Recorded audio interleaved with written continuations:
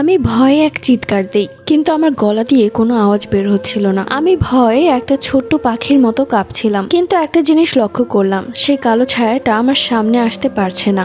এটাই কি তাহলে সেই জিন? সেই জিনটা আমার বাবার কণ্ঠে বলল, তাবিজটা ফেলে দাও। মুহূর্তের মাঝে আবার আমার মায়ের কণ্ঠে বলল, তানিমা, মা তাবিজটা ফেলে দে, নয়তো এই জিন আমাদেরকে মেরে ফেলবে। খুব কষ্ট দিচ্ছে আমাদেরকে। তোর বাবাকেও মেরে ফেলেছে, এখন আমাকেও মেরে ফেলবে। আমাকে বাঁচা মা, তাবিজটা ফেলে দে।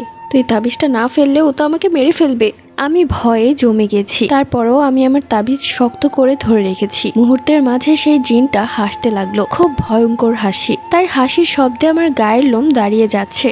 হাসতে হাসতে সে বলল, তাবিজটা না ফেললে তোর বাবা মাকে মেরে ফেলবো। এরপর সে উধাও হয়ে গেল। আমি খুব ভয় পেয়ে গেলাম, চিৎকার করে কান্না করলাম। আমার চিৎকার শুনে সাফিম এবং আন্টি চলে আসে। কি হয়েছে মা, তুমি এভাবে কাঁদছো কেন? এরপর আন্টিকে আমি সবকিছু খুলে বলি। সেই রাতটা অনেক কষ্টে কাটিয়েছি। পরদিন সকালেই রওনা দিই হুজুরে দেওয়া সেই কবিরাজের বাড়িতে। তার বাড়িতে যাওয়ার পথেও অনেক বাধা পড়েছে। বারবার গাড়ি নষ্ট হয়ে যাচ্ছিল, কিন্তু গাড়িতে কোনো সমস্যাই ছিল না। কিন্তু তারপরেও ড্রাইভারের মনে হচ্ছিল কেউ পেছন থেকে গাড়ি ধরে রেখেছে। অবশেষে কবিরাজের বাড়িতে চলে এসেছি। মাত্র 5 মিনিটের রাস্তা। ঠিক ওই মুহূর্তে আন্টির ফোনে সাফিমের ফোন আসে। সাফিম ভয়ার্ত কণ্ঠে কেঁদে কেঁদে বলছে, মা আমাকে বাঁচাও, ও আমাকে মেরে ফেলবে, তুমি এখনই চলে আসো। একমাত্র ছেলেকে হারানোর ভয়ে আন্টি আমাকে বলে, আমার মনে হচ্ছে আমরা অনেক বড় ভুল করে ফেলেছি। তোমার বিপদে এগিয়ে এসে না আমি আমার নিজের ছেলেকে হারিয়ে ফেলি। আমি তখন আন্টির পা জড়িয়ে ধরলাম। আন্টি, চলে এসেছি, আর 5 মিনিটের রাস্তা। দয়া করে আপনি এখন ফিরে যাবেন না। আপনি ওসব কথা কান দিবেন না, ওগুলো সব সেই জিনের ধোঁকা। আন্টিকে অনেক বুঝিয়ে শুনিয়ে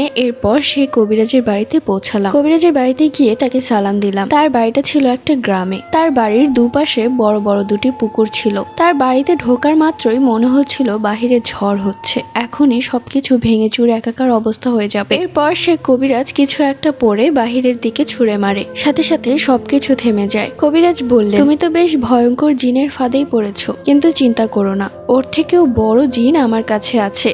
তোমার বিষয়ে সবকিছুই আমার ছোট ভাই আনোয়ার আমাকে বলে দিয়েছে ফোনে। একদম ভয় পেও না, আমি তোমার সাহায্য করব। আমি কিছুটা স্বস্তির নিঃশ্বাস ফেললাম। ওইদিকে আন্টি পাগল হয়ে গেছে। সে বারবার তার ছেলেকে ফোন করছে, কিন্তু ফোনটা বন্ধ।